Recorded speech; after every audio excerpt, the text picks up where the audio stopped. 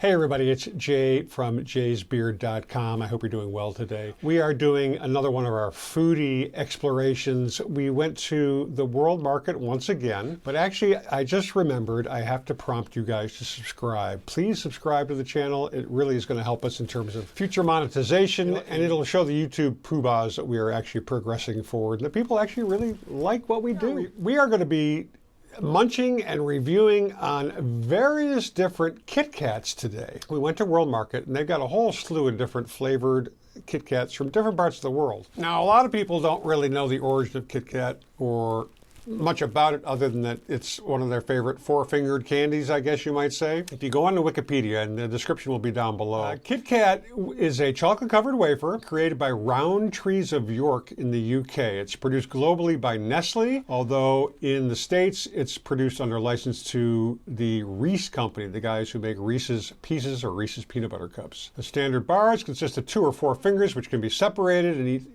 separately. Supposedly, the original four-fingered version of the bar was developed after a worker at Rowntree's York factory put a suggestion in the recommendation box for a chocolate bar that a man could take to work in his pack-up. It was launched in September 1935 in the UK as Rowntree's Chocolate Crisp, and the latter two-fingered version was launched in 1936. It was renamed KitKat Chocolate Crisp in 1937 and just KitKat after World War II. Since making its first television appearance in a UK advertisement in 1958, the slogan for the KitKat in the UK and elsewhere is, "Have a break, have a KitKat." Now, in the States, the jingle that's used is, "Give me a break, break off a piece of that KitKat bar."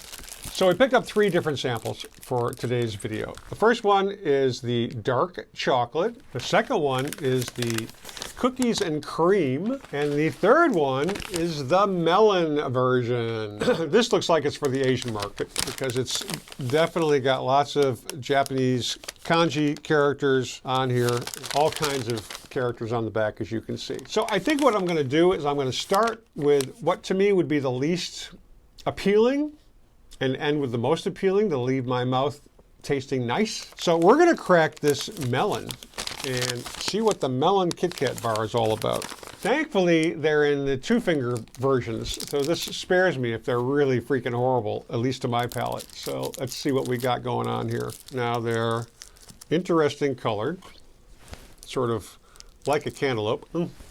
They're a little bit melty because I've been sitting in this room, which is kind of warm.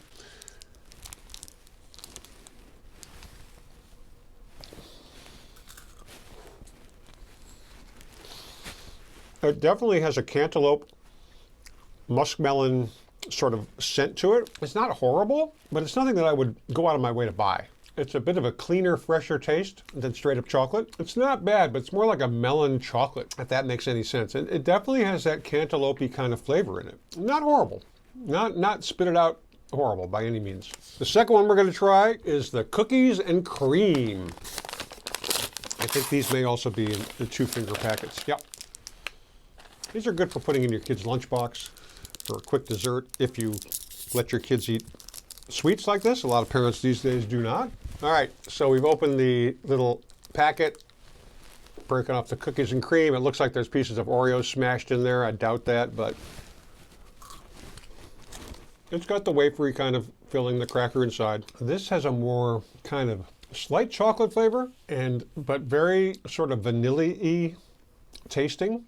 It's not horrible. Would I go out of my way to buy them? No. But if you got young kids, it's something different for them to munch on. These, I can see, would be very cool to put in your kid's lunchbox or put in anybody's lunchbox or a brown bag. Just because it's something different. It may not be the person's favorite, but it's a nice sweet to end the meal. A lot of us like that. It's either a sweet or a cigarette, and I don't smoke anymore, so it's got to be a sweet, if anything. The third and final entry into this little taste video is the KitKat dark chocolate. Now, this is clearly made for the English-speaking market. There's no foreign language on here at all. And we're going to open this up.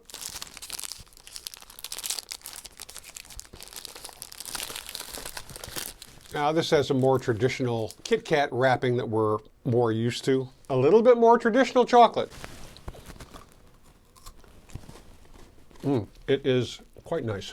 I prefer dark chocolate to milk chocolate, so these are right up my alley. Not that I really eat KitKat much anymore. It's got a nice dark chocolate flavor. I definitely prefer this to the melon and the cookies and cream. Your experience may be different, probably will be, but a lot of people don't like dark chocolate. They only like milk chocolate, so there's that right off the bat. For me, I could definitely put these in a packed lunch if I'm on the road or something like that. Nice to munch on. Now, they do have a note on here, Nestle Cocoa Plan, working with the Rainforest Alliance to support cocoa farmers and their communities. Now, there's a little bit of obscure history behind the KitKat bar and branding. It was used for a type of food going back to the 18th century when mutton peas, now I don't even know what mutton peas are, but they were known as KitKat, were served at meetings of the political KitKat Club in London, owned by a pastry chef named Christopher Cat. Now, Kit, a nickname for Christopher, so KitKat, I mean, it may be lost in the mists of time, but we really don't know. The origins of what is now known as the KitKat brand go back to 1911 when Rowntree, a confectionery company based in York, England, trademarked the terms KitKat with a C and KitKat with 2 Ks. The names were not used immediately, and KitKat first appeared in the 20s when Rowntree launched a brand of boxed chocolates entitled KitKat with a C, C-A-T. This continued into the 30s when they shifted focus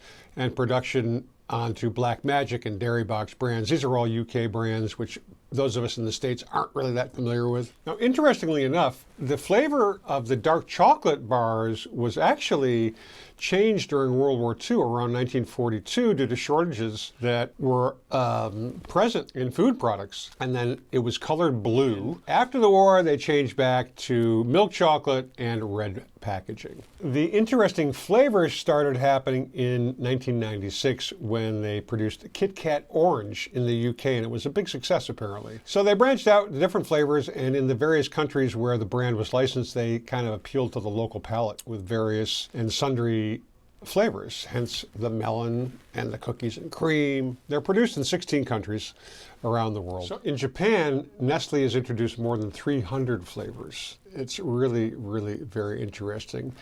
They've got ginger ale, soy sauce, creme brulee, green tea, sake, and banana. The flavors were designed to appeal to younger buyers, and they're often bought as good luck gifts, as the brand name echoes the Japanese phrase Kito Katsu, roughly translating as surely win. So there are multiple variations. I posted a link to the Wikipedia article, which really goes into great detail on the flavors, the advertising, all kinds of very specific things that I don't really have a big interest in, but you may. I'm more interested in the flavor and what's good, you know? Thank you so much for watching. If you liked the video, please subscribe to the channel, smash that thumbs up under the video, and stay lifted, stay well groomed, be kind to humans and four-legged critters. Don't forget, we love you. Cheers, everybody. Have a great day.